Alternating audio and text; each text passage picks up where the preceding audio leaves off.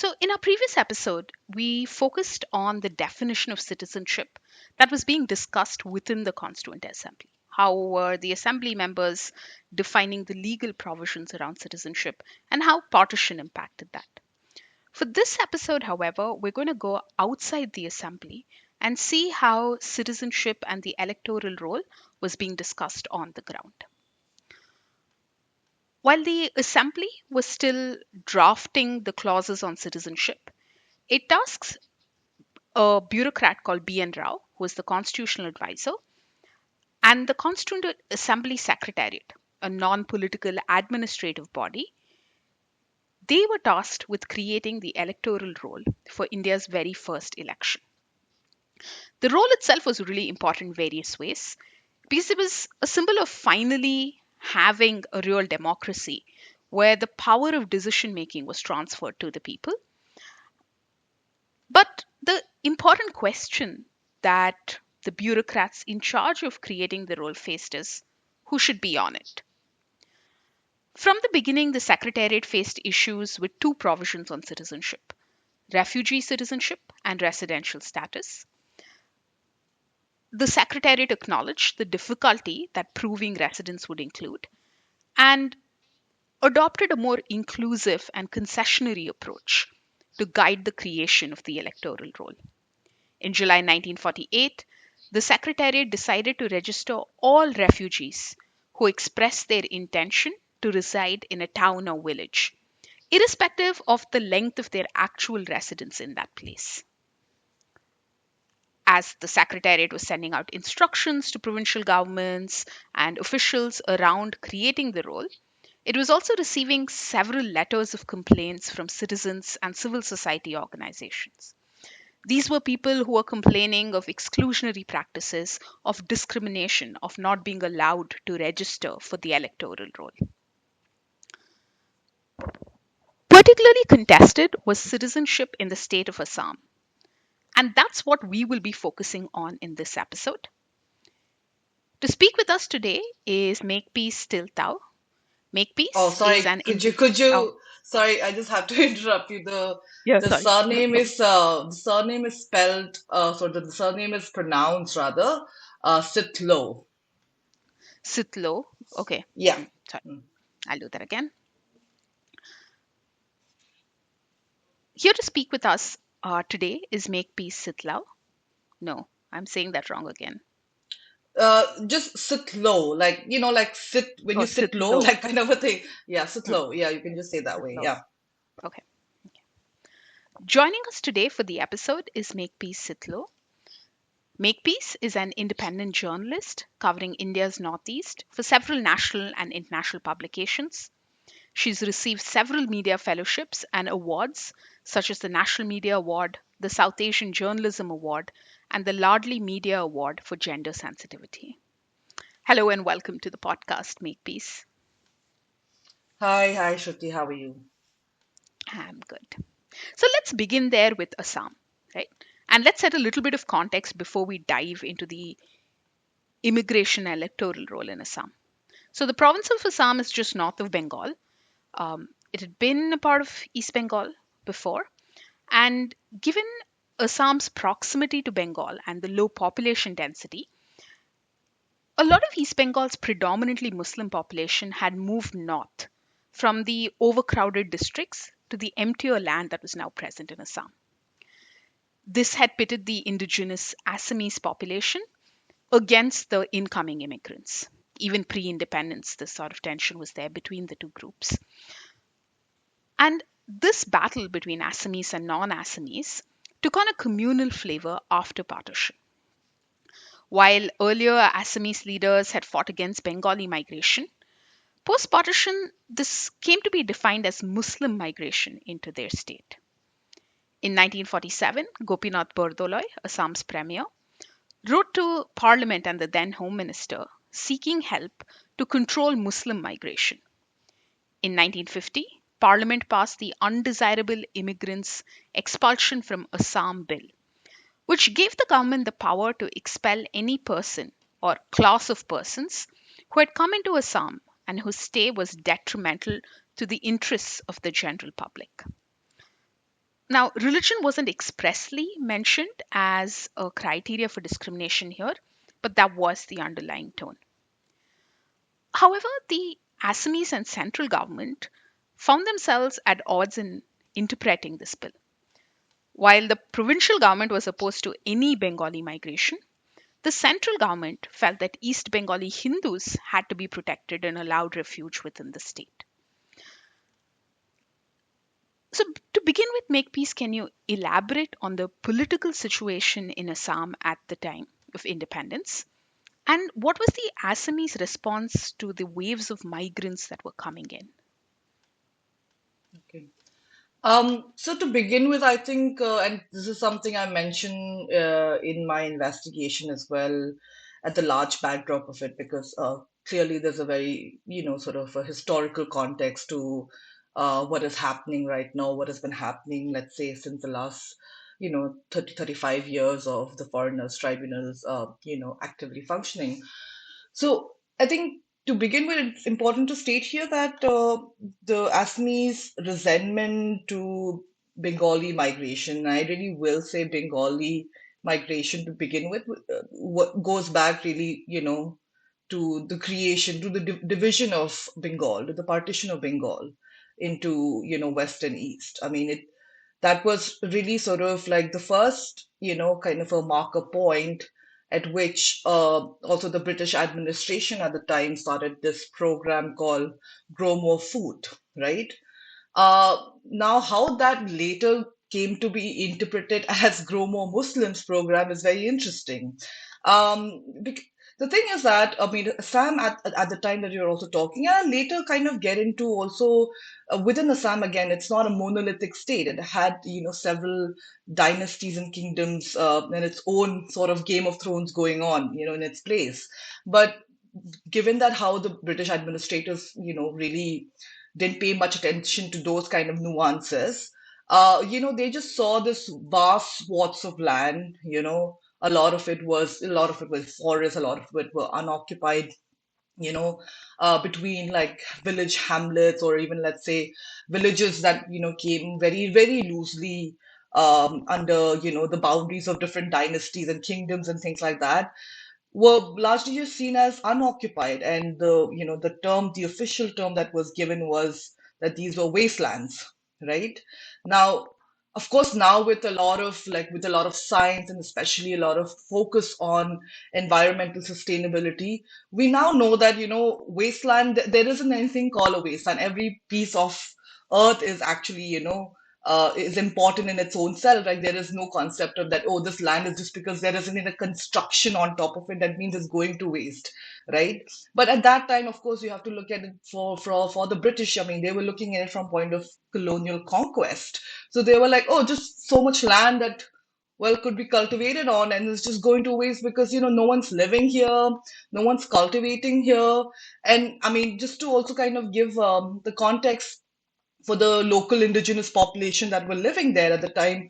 Of course, there was cultivable land, and rice paddy has always been, sort of the staple crop, but it wasn't cultivated everywhere. I mean, these are also a lot of indigenous tribals were foragers, I mean, and I mean, to date, in fact, still maintain those practices of foraging from the forest, right? So everything wasn't about growing, especially if you, of course, go up to the hills, then it goes more into like June cultivation and things like that. So the concept of boundaries and definitive lands, etc., I would say were just not as strictly maintained by some of those erstwhile ruling dynasties as or at least certainly were not even recognized by the British, even if they were like, very formally designated.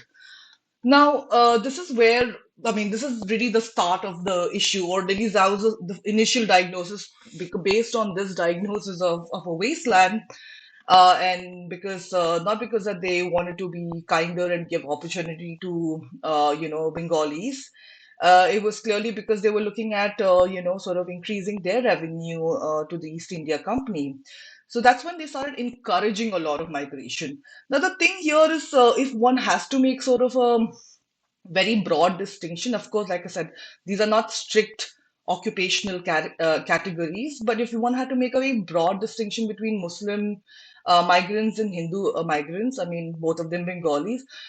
The Hindu migrants, I mean, let's say more proportion of them were the kind of, more upper class, the educated migrants who were brought to kind of in the roles of administration, in like more like sort of, higher, like in roles of like, sort of handling, documents and kind of doing the bidding of the British Raj. The poorer migrants, happen to be Muslims, and that's where you see like a greater whatever proportion of Muslim settlers being brought to cultivate these lands. I think this to me is quite obvious why a greater proportion of, the settlers or particularly the laborers or the agricultural laborers and farmers who are Muslims is because, of course, of the, like the long-standing Hindu caste system. And again, that conversion happened several, whatever, I'm not sure about the exact date, but it's certainly happened perhaps several decades, if not a century ago. So, that's again a separate topic. But just to kind of, again, that might be obvious to me, but, for any listener, the reason why, the large proportion of the Bengali settlers and migrants were Muslims. So, and then they've also been, because they've had a very close relationship with the land. They've been tilling their land for the longest time. They're also very skilled farmers. And that's why, I mean, the question again also arises here is why didn't they employ the local Assamese or the local indigenous people for this task? The simple answer to this question is not that they were lazy. I mean, again, that is a very colonialistic kind of interpretation of the problem that, oh, the locals were lazy, so then they brought these hardworking migrants. It is because of the kind of agricultural and the cultural practices, to speak of that, like as I mentioned, which is why I mentioned about foraging and joom and those kind of practices of, survival and livelihood. That was simply not a culture in the parts of Assam that we're talking about, and I mean, again, so in a certain sense, a whole new alien culture certainly came about, where these were people who were, who were certainly hardworking and who also, of course, were very skilled farmers. So a lot of land was cleared.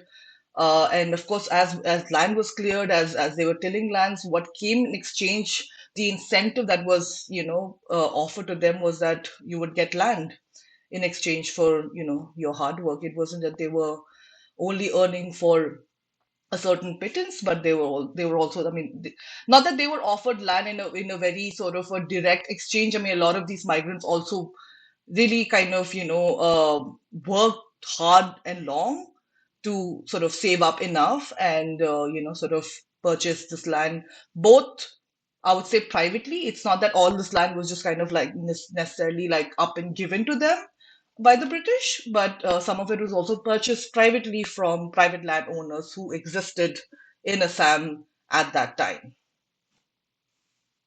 So that's, sorry, if you wanted to ask something. No, please go ahead.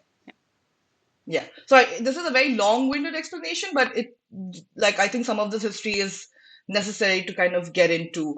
So this is what was happening, as I said, like, post-partition of Bengal. And so in a sense, like, we're already talking about at least 20 odd and 20 years and more before independence, when the migration had already taken a very, very large and definitive pattern, obviously was affecting the demography of, of the lower provinces of Assam, right? This is where, the local Assamese started really paying a lot of attention and notice, and particularly, again, this bears mention, and it's important to mention this, I think, perhaps right at the beginning of it, so later when we kind of make references to it, it doesn't seem entirely kind of alien. But again, we're also talking about, as I mentioned, that there were several dynasties in Assam. So it is not that Assam is largely seen as kind of an upper Assam, a lower Assam, and kind of largely what is seen as Barak Valley. So it is that Barak Valley part of it that, came to be a part of India, largely because we all know how the Radcliffe line was drawn. It wasn't drawn on the basis of anything but just looking largely at the population of where Hindus are more concentrated, where Muslims are more concentrated. I mean, wherever Muslims are more concentrated, that's what they sort of, decided would be a part of Pakistan at that point. So yeah, I mean, kind of like Barak Valley also, was actually a part of it, not all of it, but was certainly a huge part of like Sylhet, right? I mean, so what is now presently in Bangladesh and well, erstwhile, part of erstwhile East Pakistan, was always seen as not the most Assamese as part of Assam, if you will, because it was always kind of dominated, was always had a lot of Sylheti, specifically Sylheti Bengalis. So that was a different thing. But even Lower Assam, actually, which is, I mean, that is really where the major contestation happens. And I would say also part of my story looks at, people who are Lower Assam origin migrants, right? Who then, of course, later on, got caught in Upper Assam. So Lower Assam is an interesting thing because what is also debated or kind of claimed by Assamese people or as a part of Assam is also slightly part of, I think it's a slightly more fictional part of that imagination because a lot of that legacy comes from the Ahom dynasty which like lasted about 400, 600 years, and it was largely confined to Upper Assam right up to Kamrup. Kamrup is where you've got Guwahati and of course Kamrup, which is like the capital of the state. So their influence really actually extended right up to Kamrup, yet often what has been like, and it's also part of like the nationalist drivel of a very Ahom driven kind of Assamese identity that our Lower Assam is being kind of taken under siege and things like that. Yet I mean it also like one can't help but refute that that was the Lower Assam as part of of the state has always been kind of a very interesting, like the very interesting dynamics happening. There were several kind of kingdoms that were in place. And then again, some of these kingdoms, in fact, were, in direct contestation with even the Ahom rulers and things like that.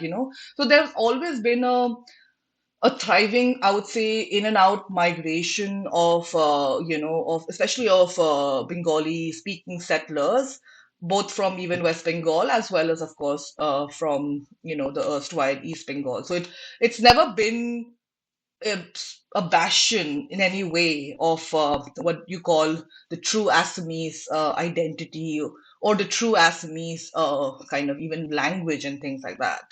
So, but nevertheless, because these apprehensions started happening, eventually the apprehension was that Lower Assam is gone. Lower Assam has been undertaken completely, sort of fell to the hands of to the Bengalis, who were, like, as I said, by virtue of tilling the land and working as agricultural laborers or farmers, eventually also became landowners, that this would reach Kamrup and this would go beyond, and especially like, kind of, start reaching up to Upper Assam. And that would kind of be the end of it, if you will. That would be like, that's like sort of, in many ways, Kamrup is seen as a Lakshman Rekha or something like that.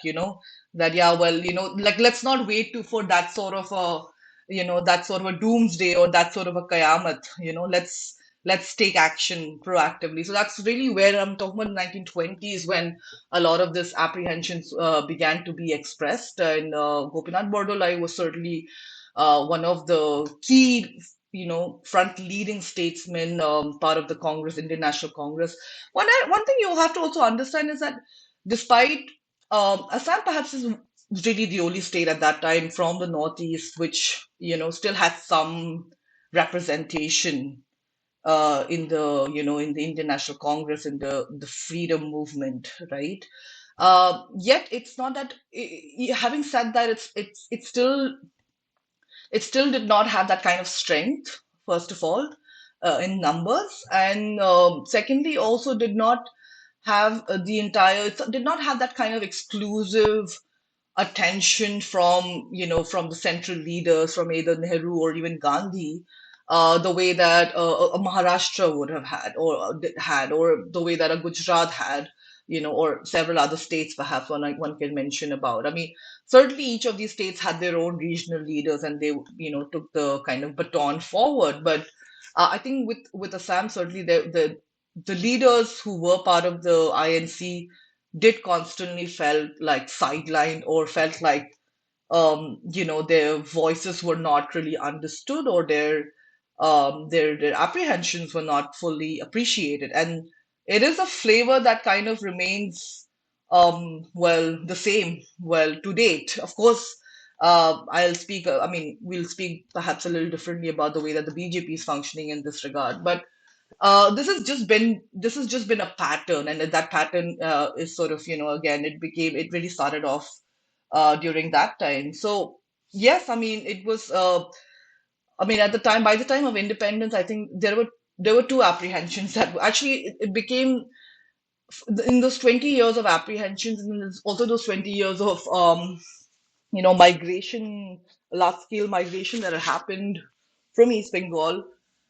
When it came towards partition and things like that, that is when, I mean, the matters really became really serious and extremely of great concern, because a part of like Assam itself, the Muslim population had increased. This is where perhaps what you would say the communal aspect comes in, right? The Muslim population had increased. And again, these decadal growths are heavily cited by people who push that narrative of, like, Assam being overtaken. So because that kind of, Muslim population had increased because of the Grow More Food or Grow More Muslims program, um, yeah, then and then of course, the boundaries were being drawn based on, percentage of Muslim and Hindu population. So there was a huge apprehension, in fact, because there were proposals and that were made to Jinnah, and Jinnah was, I mean, the Muslim League essentially was very keen that Assam be a part of Bangladesh, and that's also like where this takes, I think, the communal aspect, and not just a tinge of that communal kind of, sentiment, but really the communal aspect of this whole movement becomes a little bit more strengthened, a little bit better defined, because uh, Assam, I mean, up until that point, and we're still talking about 40 years before any secessionist insurgency movement had begun, right? So at that time, these Assam was, I mean, were largely seen as a Hindu-dominated area. I mean, it's also with its sort of really important vestiges of kind of, Indian mythology, like the Kamrupa temple. It was seen as a very important side of Hinduism. So it has always had that identity front and center. I mean, someone may tell you otherwise, but that is, perhaps partly historically a fact. And I don't mean in terms of the mythology aspect of it. I don't know enough to talk about that. But politically speaking, certainly it has always been a very, very important part of its identity, the Assamese identity being not just about a certain linguistic, character, but had always had Hinduism at its front and center too. And this is what also comes kind of gets importantly defined, where the leaders, the INC leaders from the state, fought well and hard to retain Assam from going into what would be East Pakistan, and of course the rest, as they say, is history. So, in our previous episode, we spoke about partition and refugees coming in during partition, and how some were more desirable than others, based on caste, class, religion. And it seems like those similar sort of divisions are playing out in Assam. In the previous episode, we discussed it in the context of Punjab and West Bengal more specifically. But even in Assam, there appears to be, some types of immigration that is less desirable and invariably tied to class, caste, religious differences. I'm I know that even pre-independence, as a lot of political mobilization within Assam that is anti the outsider, right? How does this change with independence, if at all? I think so this is an interesting distinction. And again, there's also contradiction, attached to it, which is again going to be, I think, quite an interesting thing to explain to anyone because it's something that I think about a lot, and I've obviously thought about a lot, through the 4 or 5 years that I've lived and reported from Assam, and especially during the writing of this particular story. I think I mean, there are several outsiders. So a lot of people are outside. Who are outsiders is also is a very interesting question, and it depends on who you ask.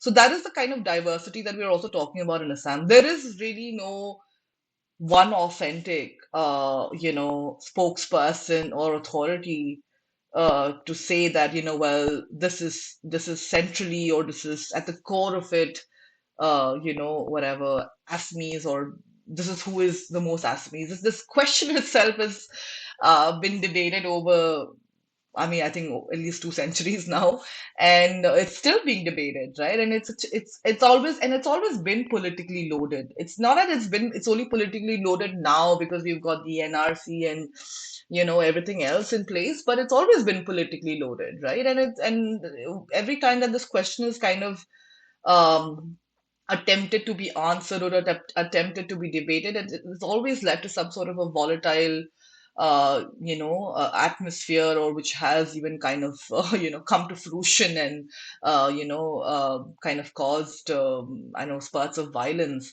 So yeah, I mean, the outsider is essentially seen as someone who is in a very, very, I think, in a very broad sketch of it, the outsider is seen as someone who's just like a recent migrant at best, someone who doesn't yet speak Assamese, certainly, someone who's carried, who's still very much, or who's still very much kind of confined. I mean, not because they've not because they practice their own kind of, culture, whatever, from wherever they came from, but because they're confined to that, let's say that culture, and they haven't as yet integrated into the Assamese way of life, right?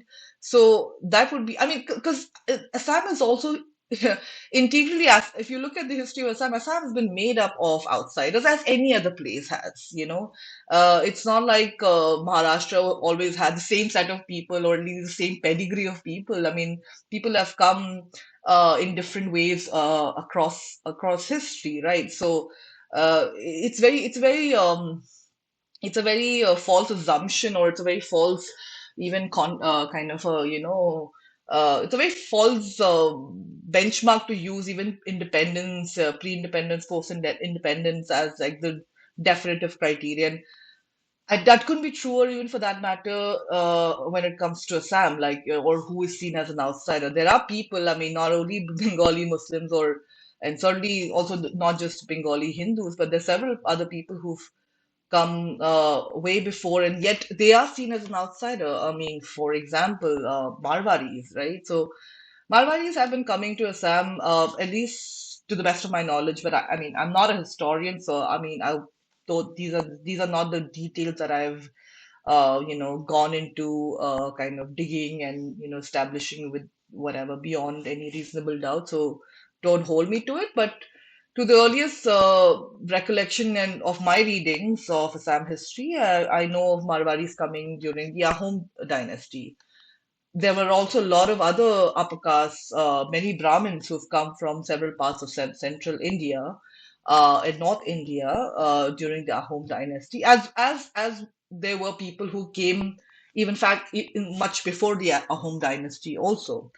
So, but however, because I think they've kind of, what the word here is, like acculturation. They have accultured themselves to the local language. They have started like sort of, they've adopted the Gamusa. They have yeah, I mean, started sort of, singing songs and composing poetry.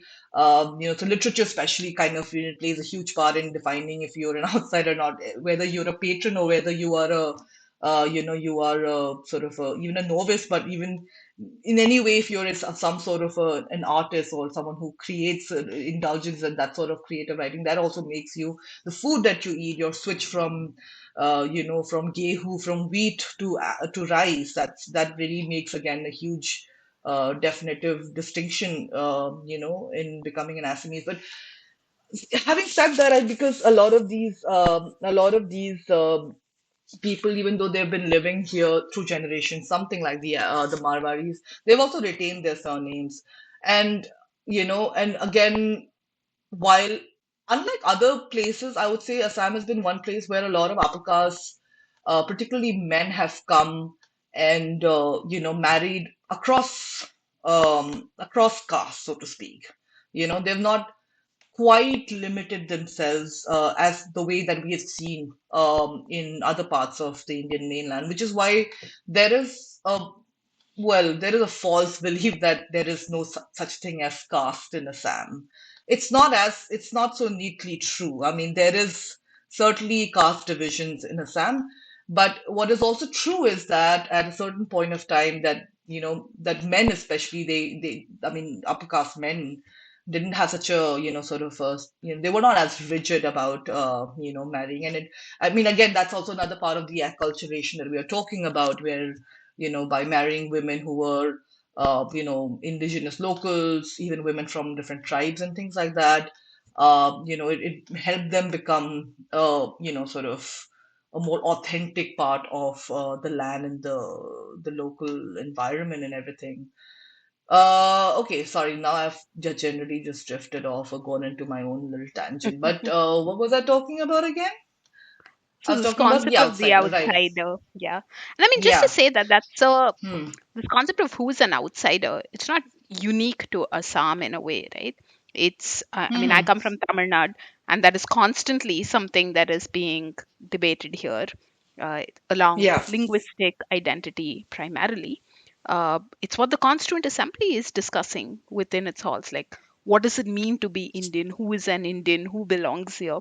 And these are fundamental questions, I think, that every state, kingdom, nation is constantly dealing with. And you do want to, uh, mostly in a perverse way, define yourself in opposition to the other, right? That's how a lot of nations and societies evolve.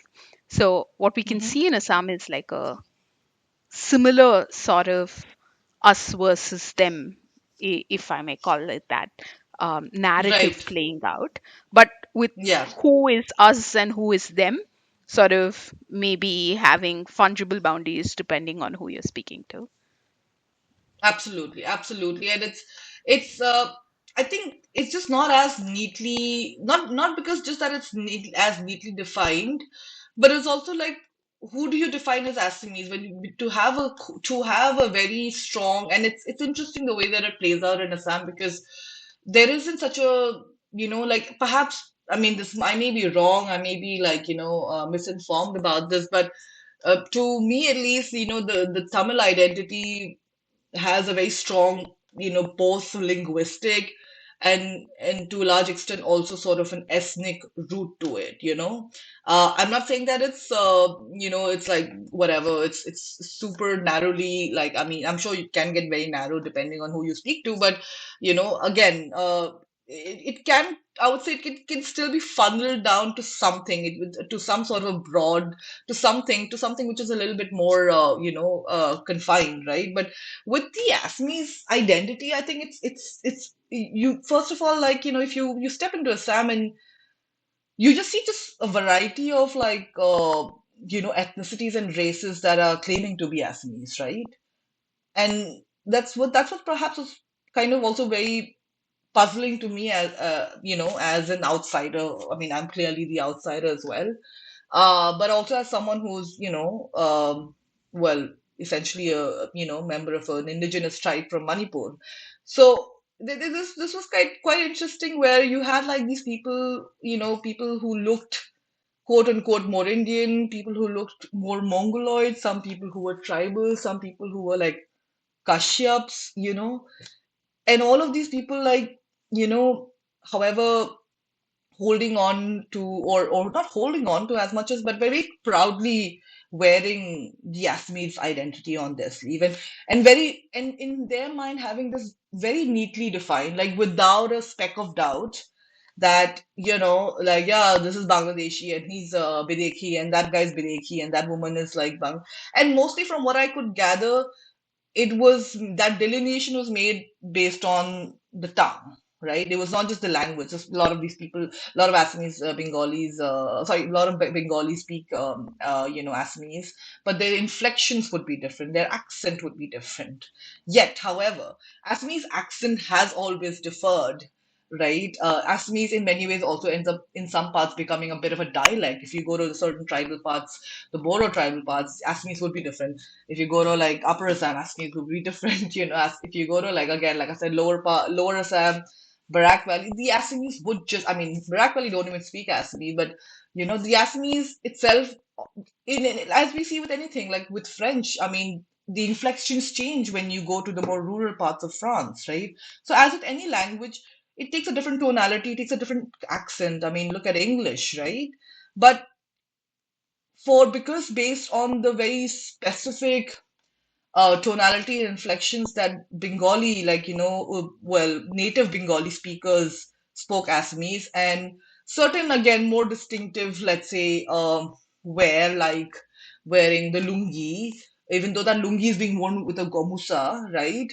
But wearing the lungi in itself, like, was kind of like a dead giveaway, like, like that. For them, it was so neat in their mind that this guy is Bideki, this guy is a Bangladeshi, this guy is an illegal foreigner. He's not just he's just not an outsider, he's an illegal foreigner. If you're a Marwari or someone like that, or there are also Sikhs who've been living in Assam for a long time, and again, that has a very interesting history to it.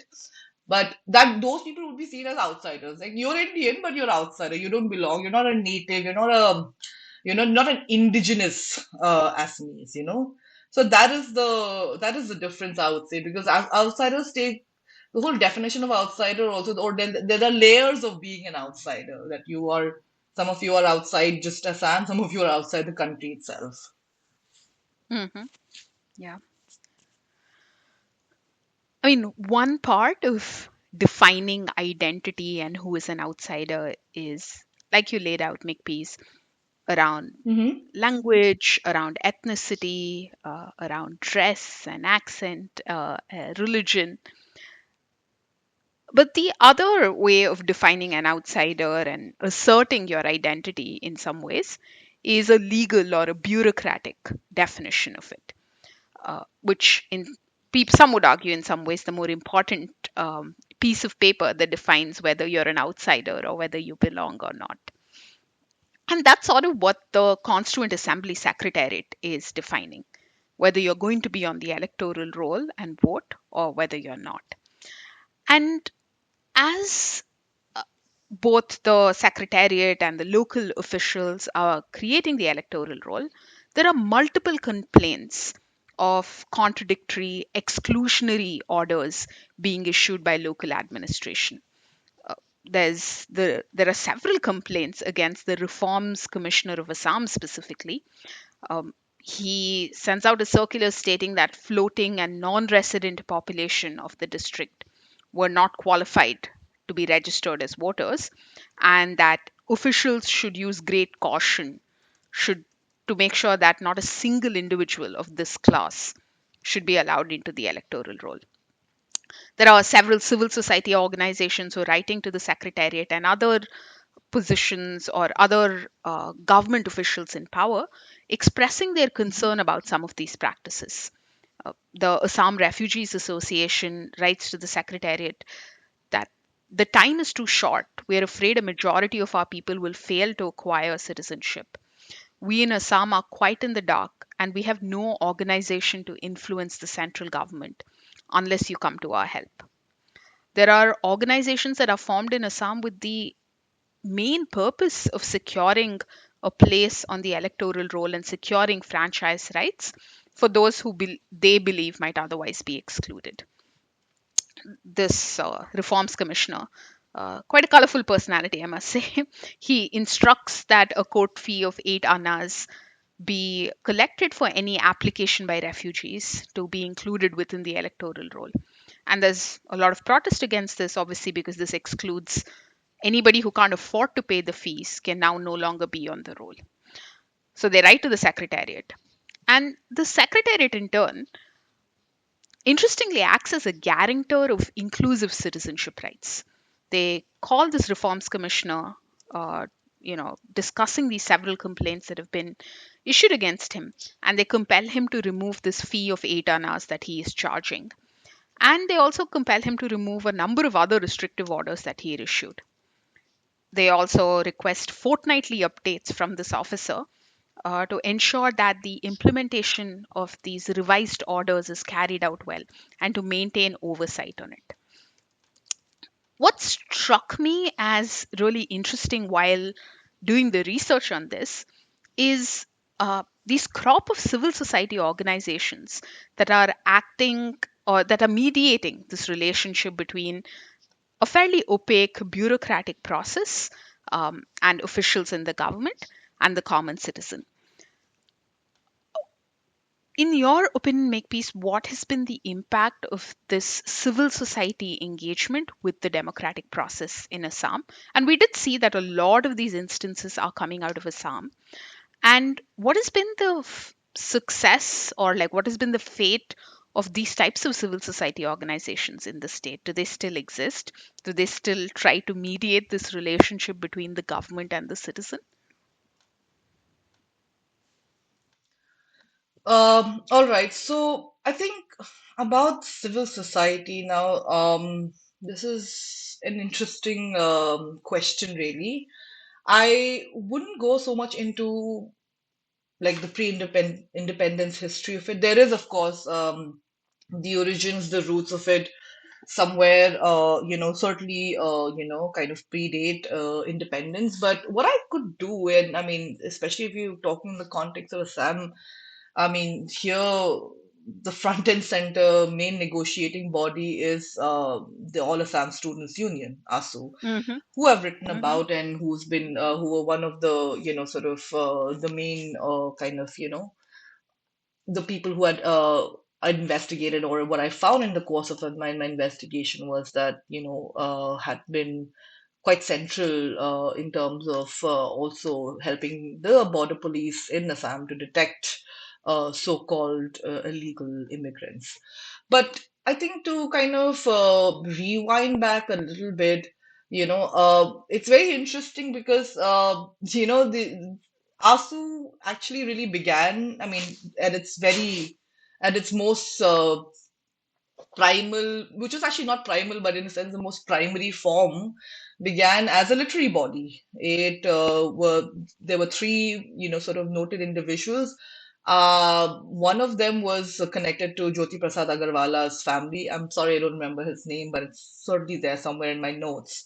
So there were these three individuals who again started this society or the thing to mainly just be, mainly the idea was to assert, assert the authority of the Assamese language. Of course, it cannot be denied that across classes and across, kind of communities, again, I would be a little bit conservative in saying that it was largely the Assamese community, not as much the tribal kind of, the tribal communities or the tribal population, because they had their own languages, and language was not the biggest, let's say, concern vis-a-vis migration. But particularly for the caste Hindu Assamese, language was like the biggest threat. That was the biggest thing that was under siege. That was the biggest, it was the one, I would say, the purest or the highest form of Assamese culture that they wanted to hold on to. If you would ask me, I know I understand the reasons why to it as well, because like I said, that it's a culture that has been sort of, kind of in many ways also has had its own evolution and has also been kind of contributed to by several, several kinds and several varieties of outsiders, right? So for a lot of them, like, as the language, the Assamese language is the one thing that supremely defines them and distincts, also separates them from the rest of the Indian kind of mainland population. So I understand why they would have also, like, whatever, been extremely sort of, protective of it. So really the idea was to kind of, promote the language, to really promote the language as the language of the land, as and to kind of, I'm talking about the early 20s here again, and that's really how it began. And I mean, cut to the 60s, right? I mean, post-independence, and with, well, everything that happened in between, including the first NRC, the Vaghevela NRC that happened in 1951. Yeah, this is when, I mean, again, there were settlements that had happened. Partition, of course, happened. A lot of people came, under that sort of guise as well. And these were, I mean, again, this was not because these, partly was because of, the separation of, like, or the creation of as an Islamic state. So, East Pakistan at that time was to basically meant for Muslims, but still a lot of Muslims had come to Assam or had come to India to settle in India. But cut to the 60s, that's when really the All Assam Students Union kind of came to be in full force, and their first kind of, playing ground, if you will, was the language movement, the Bhasha movement in Assam, which was again a very violent sort of period of history. This is where, essentially, what had happened was BP Chaliha, the one of the, sorry, chief ministers of Assam, had declared a law saying that, well, declaring Assamese to be the official language of the state. And we're also, I mean, by the way, talking about a time when Assam was still an undivided Assam, not the Assam of today, right? It still had part of the Naga Hills. It still had, I think, Meghalaya had not as yet been, separated. It had not attained statehood. So there were still all these other, like I said, like other tribes, which the hill tribes, especially, not the plain tribes, but the hill tribes that had not got their own separate identity and statehood. So this Language Act was passed, making, Assamese the official language, which had like a rippling effect across the board. It For one, the main, or the, people who severely clashed over it were the Assamese and the Bengalis, especially when especially if you go down to Barak, and if you go down to like Silchar. That's where that was like a very, very, sort of a crucial site for this huge rebellion against the imposition of Assamese on the Bengalis. But also, I mean, there were a lot of, let's say, a lot of riots that had happened. There were clashes that had happened. Again, we're talking about Lower Assam, where there's been, like I said, a very old settlements by native Bengali speakers of the imposition of Assamese as the official language. I also, like I said, would be remiss to not mention that this was extremely resented by even the tribes, by both the plain tribes as well as the hill tribes. What happened as a result of, I think this had a cascading effect on so many things. I think on communities, or on, on people that it was intended for, and communities and people it was really not aimed at. But certainly, I mean, it wasn't going to not have an effect on them. So this I mean, this is really sort of, this changed, I mean, massively changed Assam in a big way. For one, we're talking about people who were like, who a lot of Bengalis were, in fact, died at the time. I'm told, but I cannot confirm this, but there apparently, allegedly, were also a lot of Bengalis who were, I mean, their allegations against ASU at the time that they burned down, sort of a lot of these electoral offices where Hindu Bengalis, particularly, I mean, this allegation came from certain Hindu Bengali quarters that they burned down electoral rolls where Hindu Bengalis were registered. So there's a lot, and I mean that's sort of also what they kind of sort of reason to be why they're not part of certain voter lists, or why their names are missing out of certain voter lists and things like that. But so yeah, I mean this but like much of that ire was again mostly directed at Bengali Muslims. I don't want to take up too much time talking about the other communities, but it's important to mention that a lot of it was not just the Bengali Muslims who were irked off by this law.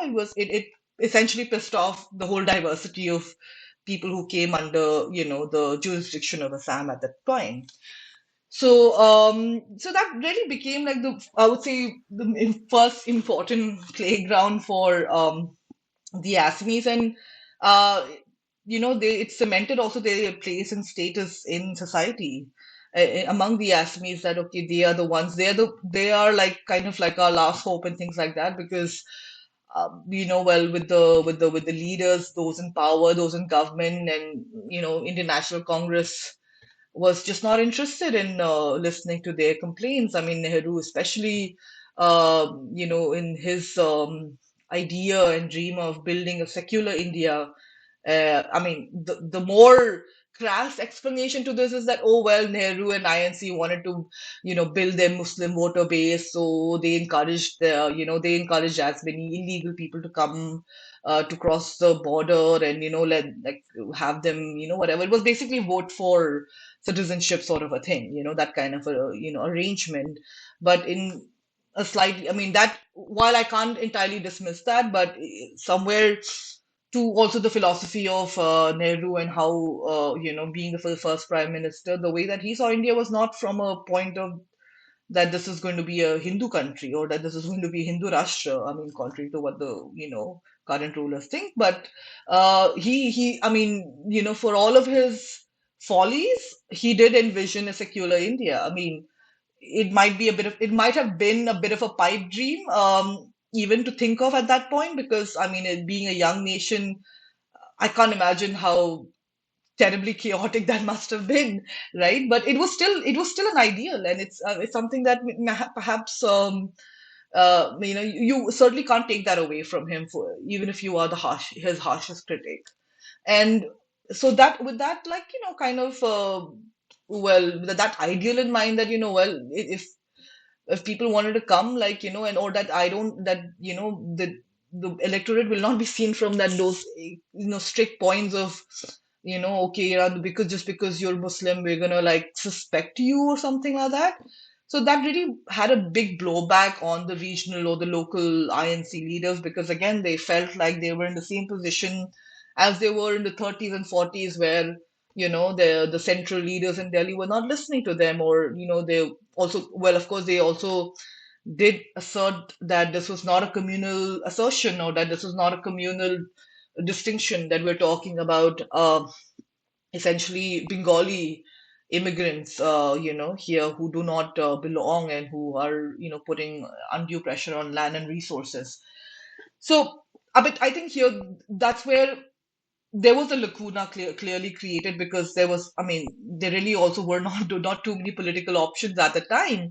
So, and I don't think, yeah, to my knowledge, Assam still didn't have a regional party, except for like, I think the only other option was the Communist Party, in fact, right? And of course, a lot of people did flock to that, and then that's a very separate, again, interesting history, which I honestly would like to dive into more, as to how communism also became a big draw for several Assamese nationalists, right? With the frustration with INC. But yeah, that's kind of like, this is where the ASU really filled a huge gap. That well, here we are, like, slightly more Robin Hood, so slightly extrajudicial in our manner of operating, but these things were given a pass. These things were not, in fact, I mean, not only not, investigated, from a legal or criminal point of view, but were very frankly, whatever, given like a certain silent nod, and this is where, I mean, I think it with all of these silent nods or people looking the other way, it emboldened the student organization to do more and more in terms of to take the lead. And I mean, it to date maintains itself to be an apolitical organization, by which they mean that they will never contest on election. But the hilarity of it is that for every politician in Assam ever since ASU has been there, they're kind of like grooming ground. It is like they're finishing school in terms of politics. So really, like almost a lot of, or if not every, ASU leader has at one point or the other contested a seat in assembly or general elections. So, and then it's, I mean, even as an organization, one can, of course, I mean, the moment that they do that, they are formally required to resign from their post of the organization. But the fact is that when I look at history and from what I read, and I mean, this is based on not actually just scholarly or literature review, but this is also based on conversations with historians, conversations with journalists who were there at the time or who have done very very in-depth work in this area. That they've they play a huge role. I mean, being a student organization, their reach goes not just to the colleges and the universities, but their reach starts from like class 8 of like schools. Like it's pretty much like upper secondary or something like that. So we're also talking about that sort of grooming happening of the youth, right?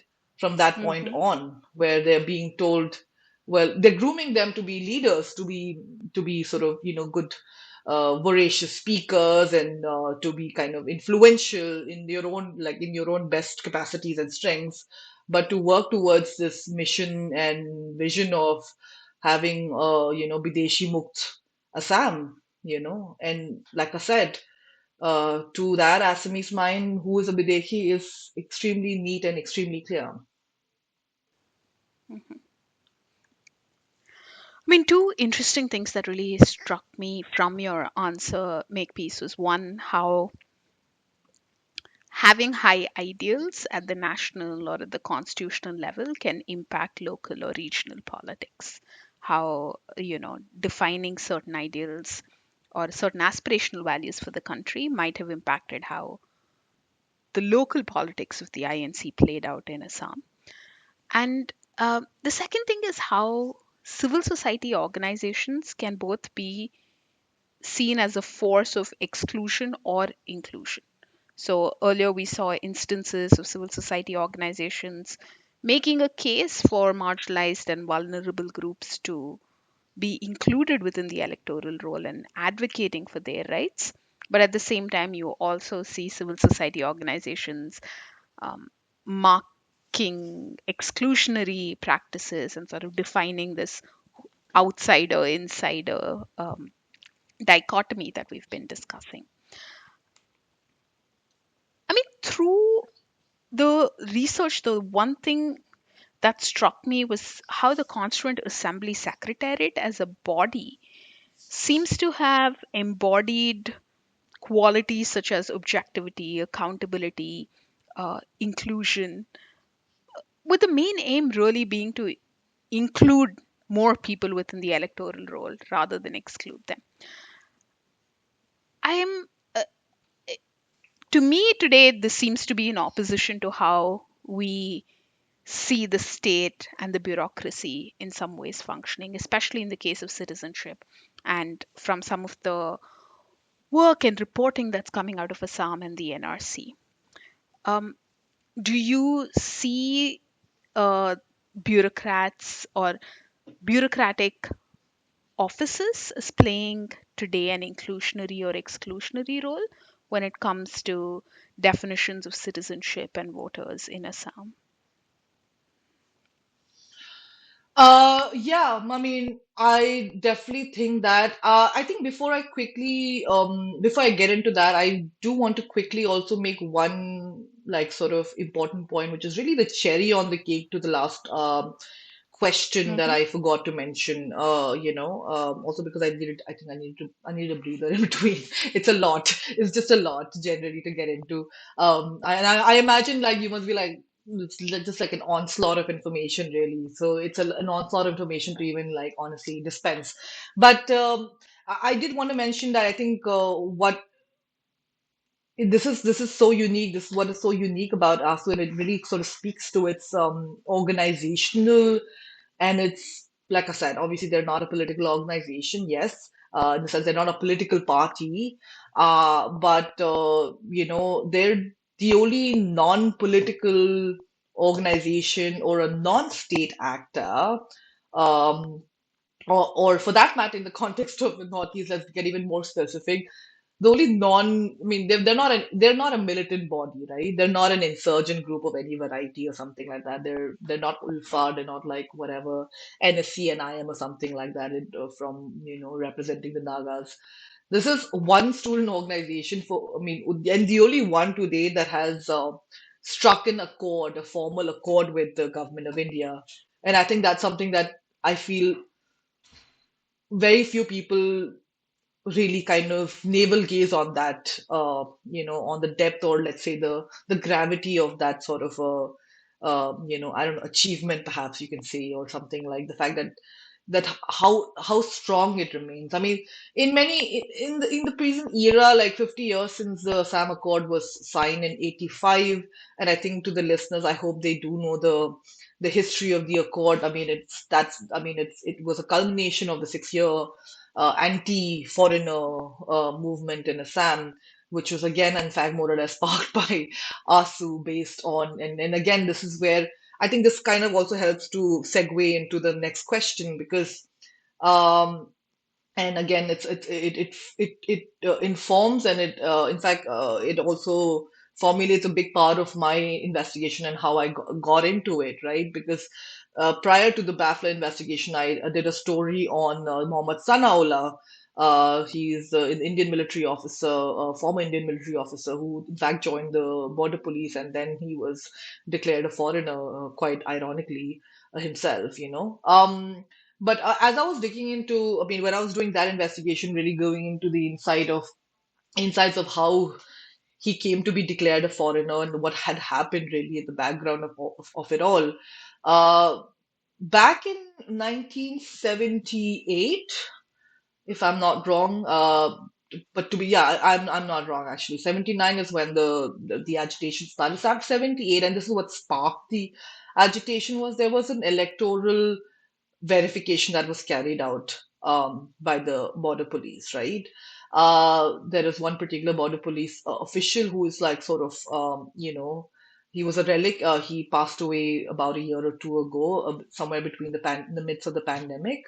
But he's someone who is like, who has that sort of like kind of an iconic status, in Assam's political history. Uh, and he had led this so he had led this electoral verification exercise in Lower Assam, where he found that there were like in one particular, sort of one particular area that there were so many like at least like 40% of that particular of that what do you call that sort of the electoral what is it called, sorry, poll or something like that? No, what's the right word for it? I'm kind of suddenly spazzing Constituency. for words. Constituency, yeah, like someone fights from a seat, right? Yeah, so from that Mm-hmm. one particular seat. Yeah, sorry, the producer Mm-hmm. can do this editing later on. Mm-hmm. So what he found was that this particular constituency from where or seat from where at least 40% of those enlisted in the roles were fake, or that they were not like they were like whatever falsely listed, and they actually were, Bangladeshis, or I mean, because at that time Bangladesh had already been created. So this is now an interesting thing because that was kind of like the I mean at that time it was the last straw. Like that kind of like, became like it vindicated the narrative and the belief that the Assamese had, that for all this time that there are like all these illegal migrants who have settled and who have blended into Assam and things like that. So it really vindicated them, and it confirmed that really long-standing. I don't know. Some people call it bias. I call it narrative. Yeah, I just think that narrative is a slightly safer word to use in these kind of situations. But it confirmed their long-standing belief narrative that this was happening. No one really questioned how he quite arrived at that result, how he exactly verified people, right? Like on what basis? Like, did he check their documents? Did he check the assumption is that he look that for the 40% perhaps may not have been listed in the prior sort of electoral or voter list, I mean, because 79 there was an election that happened, or so perhaps, I mean, that is the assumption. It's never been stated, it's never been cleared on what basis did he arrive at this conclusion. But importantly here, it has to be noted, and because I know I read this personnel's this ex officials, and he's the first. He's also the first like DIG of border police, by the way. So he's, like I said, he's got an iconic status, in Assam's. What is his name? Um, uh, I will tell you that in a second. Sorry, I'm also like Okay. I'm generally spazzed with names, but his name is Bhattacharya. One second, Bhattacharya. I that's I mean, I'm a little bit I don't know, again, sorry, this is just like kind of off record or whatever, but Shruti, the thing here is that, I mean, I've also got into a lot of like, trouble and everything for the kind of stuff that I say. I mean, I just generally also speak the truth that I know, but it has gotten me into a lot of trouble. So I'm not sure if I want to. I don't have a problem like, like writing his name and, whatever, speaking of the work that he's done. His name is Hiranya Bhattacharya, Okay. Hiranya Kumar Bhattacharya. So, yeah, Hiranya Kumar Bhattacharya. He passed away in 2021, so just last year. Okay. But yeah, no, again, just off the record, I'm still just saying that whatever. His son is also a journalist, and he's a little mad. I mean, slightly just slight eccentric is one way of putting it, but just mad, honestly. And he's kind of come after a lot of us who've written, who are the anti-NRC journalists or whatever, if you will. So I mean, I don't think there's a problem in mentioning his name, but again, let's maybe, I don't know, Okay. we can keep it out We of the can just purview remove. Yeah, also. yeah, yeah. We can remove his name. Don't. I was Yeah, just but curious to hmm, know what the name is, but we can remove that from the episode. yeah, yeah. I mean, I don't have like, you don't have to remove the part looking into this, because I think it's interesting, right? Mm-hmm. But Yeah. actually, it's all right. Come to think of it, it's fine, because I have read his book. I read his autobiographical novel and everything. It's really interesting to say the least. Actually, you know what? Since okay, this part of it will keep off record, because I also don't want to like chumma, Mm-hmm. troll him, and he's also. I mean, you also don't want to troll the dead, right? So I Yeah. mean, it's kind of one of those like, yeah, shaky grounds, like, not the best thing. But yeah, he's written some very interesting titles, but the autobiography, just for your this thing I'm telling you. But yeah, wait, I am forgetting his autobiography's name, Hiranya Kumar Bhattacharya, Assam book. एक तो there is one title of his called Operation, and I'm not kidding you, Operation Lebensraum, right? Okay. Which is, I mean, Okay. which I've read through, and it's just a lot of ranty. Well, it's just rant, to be honest. To be keep, I think his own biography, his own autobiography is a lot more interesting than it actually. I mean, to me, of course, because as I was like obsessively looking into the subject, so I wanted to know from his point of view what was. And he's very, I guess, at least for his autobiography, I can say he was very unfiltered, very like the less ranty. Also, it was his first kitab, so perhaps he was also he wrote from a more sincere point of view and stuff like that. So I feel like I'm not gonna say it's not an authoritative piece of writing, but it's at least honest. I feel like it's reliable. So I mean, I also kind of took a lot from his from his book. But sorry, coming back to the point, and this is the part on record. So, the official Hiranya Kumar Bhattacharya is his name. He had, he wrote this in his own autobiography, which is his first book. That a lot of this encouragement and help actually came from ASU, you know, that it wasn't at the time, there were border police already enlisted. Border police as a force had come to being. I think it came to being in 1973 or 5. I'm sorry, I'm also really bad with dates, but somewhere around the mid 70s, the border police force had come to be. I mean, for more information, please just read my piece titled Foreigner on 52. Yeah, so it's very interesting because he talks about, like, border police, like they were kind of like, they were just like a regular police force, and they were just very kind of lackadaisical in their approach to their job and things like that. And he really commends that, the ASU activists were the ones who were who were really enthusiastic, who were really passionate about, what they were doing. And of course, it wasn't like a job, but, they're the ones who kind of motivated a lot of the border police to, get to this verification, to do this electoral verification, and the result of which, or the outcome of which, again, we don't know the means of how they came to that outcome, but the outcome, nevertheless, certainly suited the narrative, that was being repeated over generations, and is what that led to a 6-year, agitation in Assam.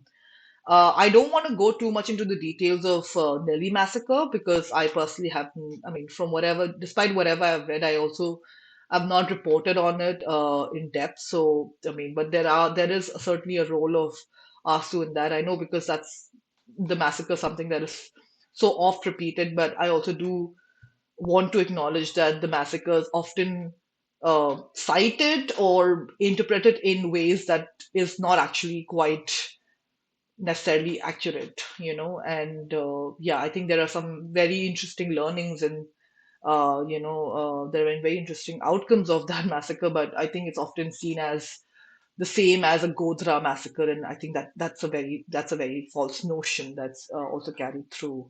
But yeah, so answering your second question about bureaucracy, yes, I mean, thanks to the enthusiastic, push from ASU, they have, they have quite clearly also been quite influenced, by, I mean, who are these bureaucratic, officers, or, I mean, either at the level of, framing, sort of, the policy or making decisions, or even at the level of being a field staff, right? These are people these are by and large people who are from Assam.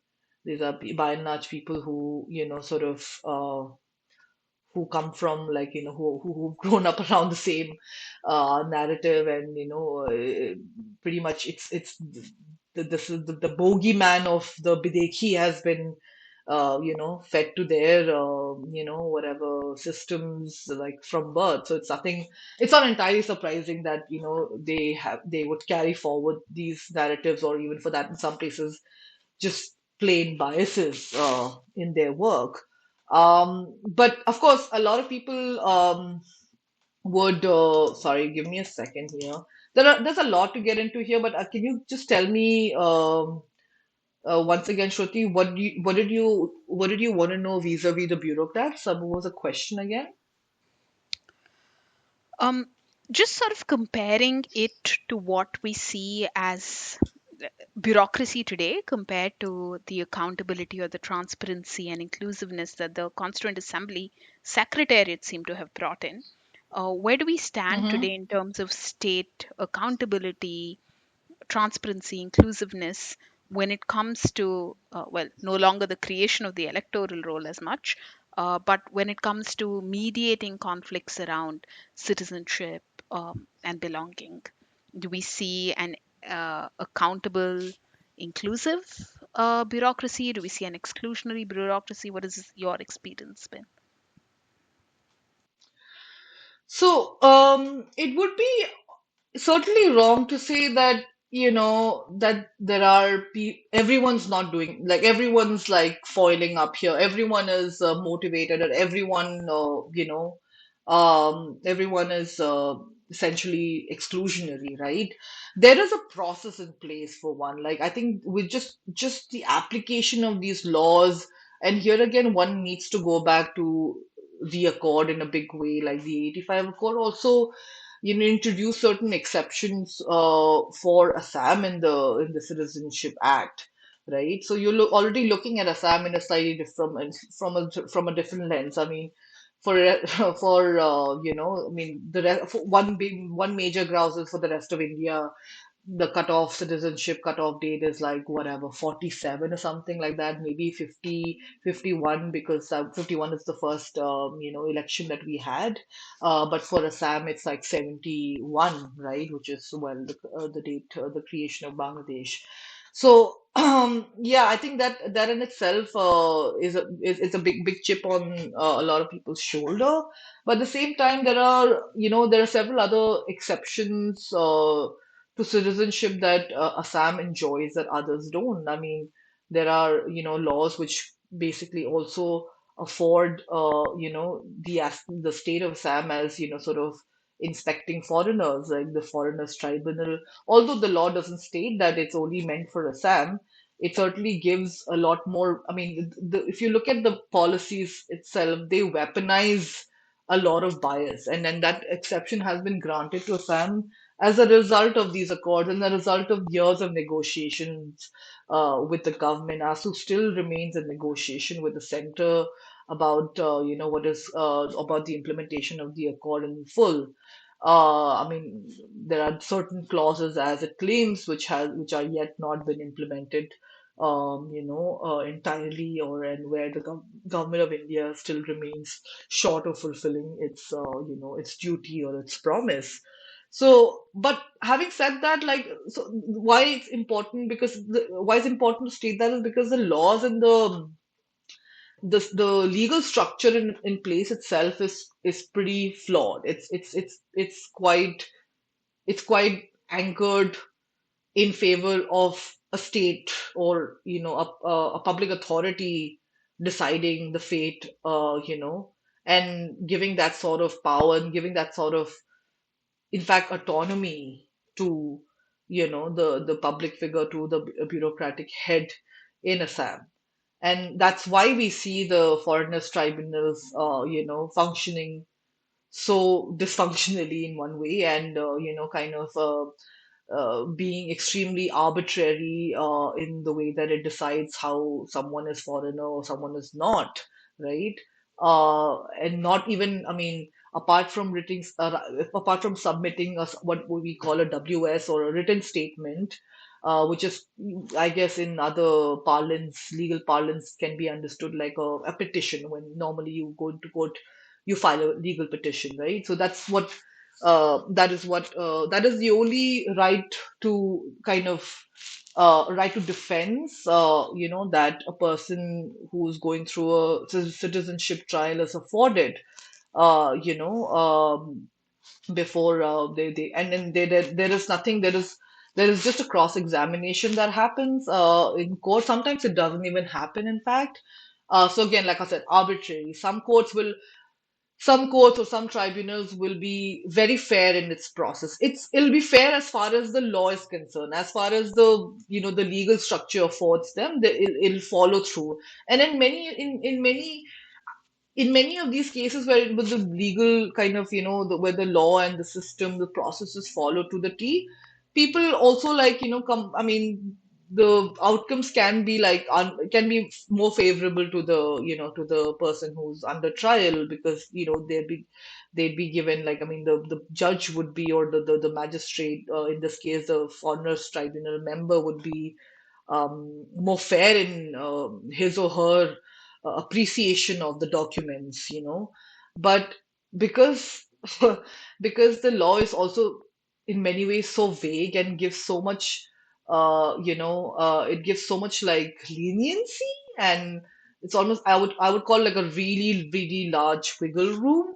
to the members that if they were to also like decide that, well, some documents just seems too fishy and it has spelling mistakes, and based on these spelling mistakes, you cannot possibly be the son of this person who you claim to be, or that this document that your grandfathers produced from the 1951 NRC roll is again suspect based on well, his name being written a certain way, or that it's too tattered or something, like it's they can come with like a variety of excuses to say that these to suspect the authenticity of these documents. I mean, these are not, and I call them excuses and not really reasons, because they're not, some of these statements that are made, some of these reasons that are cited cannot even be dignified to be called reasons, especially in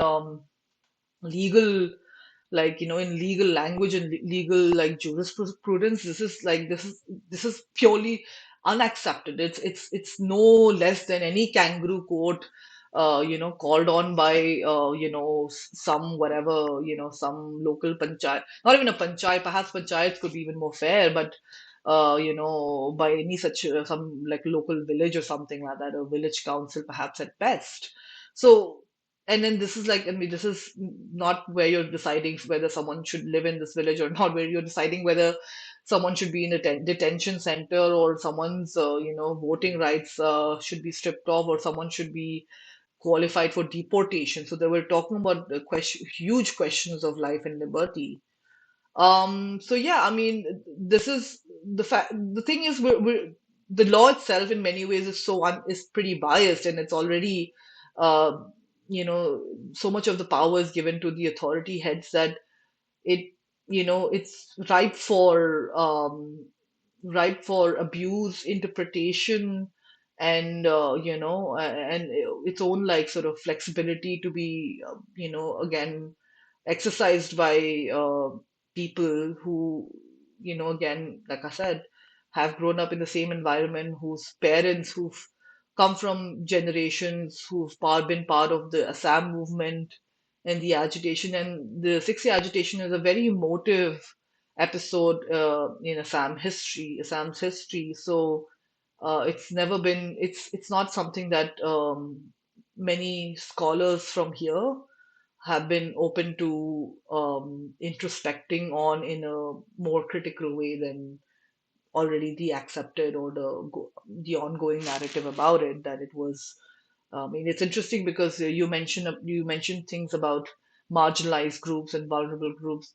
The majoritarian caste Hindu Assamese see themselves as a vulnerable and a marginalized group, actually, and much of their narrative is informed by this belief that they are the ones who are being marginalized and made vulnerable by the politics of the center, by this Hindu Muslim binary, by the colonial sort of the colonial kind of rule and administration that didn't understand their own kind of, their own politics and their own boundaries, and their own natural resources, which were looked upon as wasteland.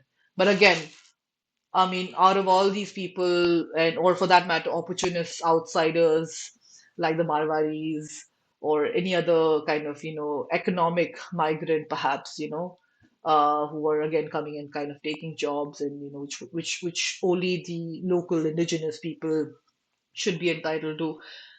But in all of these, I mean, in all this kind of milieu of people who are kind of, who've oppressed them, or who've kind of, put them in this marginalized and vulnerable position, the ire is entirely on the Bengali Muslims. It's percolated, and not percolated as much as it's just kind of, I don't know, it's like that just they somehow became the number one sort of enemy, or the single biggest threat, with despite everyone, despite much more significant powers playing perhaps even a much greater role in deciding this fate, and whatever, creating the circumstances that has led to, where we are right now. So yeah, and especially when you talk about accountability, there is no accountability. None of the foreigners tribunal members have ever been taken to task, or I mean, at the best that happens is that because it's a contractual role, which also is again problematic because it's a contractual role which is contracted by the state government, right? And and you're contracted on the basis of the number of percentage of people you're declaring foreigners, so you're not really incentivized to. Yeah, and it's a good job. It's a job that I mean, mind you, it might be you might be contracted by the Assam government, but the exchequer for your salary still comes from the center, you know. So it's interesting because you're not incentivized if you're in a position like that. You're getting a good pay package from the central funds, and so it's I mean it's much better salary compared to all other state government jobs, and you're gonna want to hold on to that because uh, obviously better job and everything, more prestige, and yeah, I mean, what is the incentive that you have to uphold any principle of law, because certainly the if that I mean the moment, and then data has shown that the moment that they have upheld principles of law, which has led to which has just kind of almost logically logically led to less number of people being declared foreigners, and the next thing they have been like their contracts have been discontinued, right? So that is the only accountability that they are being upheld to, that when you declare not as many foreigners. As for the border police, now this is also again this gets more interesting. At the level of foreigners tribunals, like I said, that person under trial, I mean the burden of proof is entirely on them, but the mostly what they can dispense, how they can dispense this burden of proof, or how they can show this proof, is through their written statement. They're not given much of a chance that's given to them to speak once they take the stand at the tribunal. With the border police, as per the process, and this is the only part of the legal process in this whole citizenship quagmire that affords them a lot of chances. That actually puts the burden of initial proof on the border police, because as per the law, they are the ones who need to, muster up enough evidence, which means in terms of taking fingerprints, taking photographs, uh, producing at least two witnesses, reliable witnesses, not just really any person. They need to rule out if there's any kind of motivation, if any of these witnesses may be motivated, personally motivated in any way. They need to, there is a form that they need to fill out, which includes things like, well, what are the reasons that you have? I mean, what are the grounds and reasons to suspect someone's citizenship? I mean, Indian citizenship here, of course.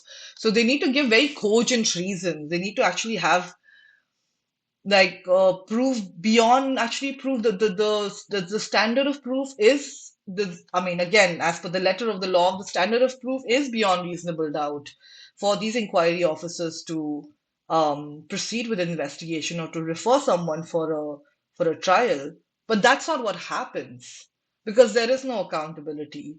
E- right up to the person. I mean, the first story that I did for 52 on Mohammad Sanola, I mean, there is damning proof, like where the witnesses that the police official who had reported him, of course the sidebar to this is that the police official who reported him himself is a former Indian military officer, right, who also got into border police subsequently after retirement. Again, what is this great love affair between the Indian military and the border police in Assam is something you can read about in my 52 story. But I mean, I mean, there's damning evidence that was reported soon after Sanaullah was arrested, that the two witnesses that the border police person had produced were his own relatives, and they completely. they have filed an FIR against him saying that you have falsified our evidence, falsified our testimonies and our signatures or whatever. We've never met this guy, we've never met the this border police official. More importantly, the border police official also listed Sanaullah as a farmer in his form, as an uneducated, landless farmer, right? So with such clear, I mean, with such clear uh, errors, with such clear inconsistencies also being reported and proven by journalists, or well, there has been there's been no action taken. I mean, he, of course, the person, the border police inquiry official who had reported Sanaullah, he's already retired even from the forces, even from the border police forces. Typically, what happens is after retirement from the military, there is an arrangement between the Assam government and like if under the ex-servicemen recruitment scheme, so they get about another 10 years of sort of service in the Indian government, or more specifically the Assam government. So this person had also retired already, the police official who had reported Sanaullah. But despite that, I mean, there could have been a in some sort of a departmental inquiry that could have been initiated by by the police department or for that matter by the border police wing. It could have been initiated at the highest level of the police. It certainly could have been initiated at the highest level of by the law department, by the state law department. But none of that happened. They could at the very least have been initiated at the level of a judicial inquiry, right? Where you not only pull into question, you do not only just pull up the border police official, but you also pull up the foreigners tribunals member who had finally adjudicated Sanaullah to be an illegal foreigner. But none of those things have happened, and the only reason is because the court itself, the bureaucratic bias is so strong, and this is so well politically backed that till date, Sanaullah has not got a proper hearing in court. We're talking about him being declared an illegal foreigner and taken to detention camp for about 2 weeks in 2019. It's 2022 right now, and to date he remains. I mean, on paper at least, he remains an illegal foreigner. Yeah. I think that's a great note for us to end this conversation on well, the inherent unfairness of some of these systems, procedures, the biases that they seem to favor, with their own incentives, and how ultimately it would seem that uh, what we're looking at is a piece of paper that will validate that we belong somewhere, whether it's within the state, within the nation, and uh, how tenuous the hold on that piece of paper can really be. Yeah. So, Hmm. yeah, Yeah, definitely. yeah. Okay. I'm going to stop the recording now, but I'm just going to ask you to hold on for a second just to make sure that it uploads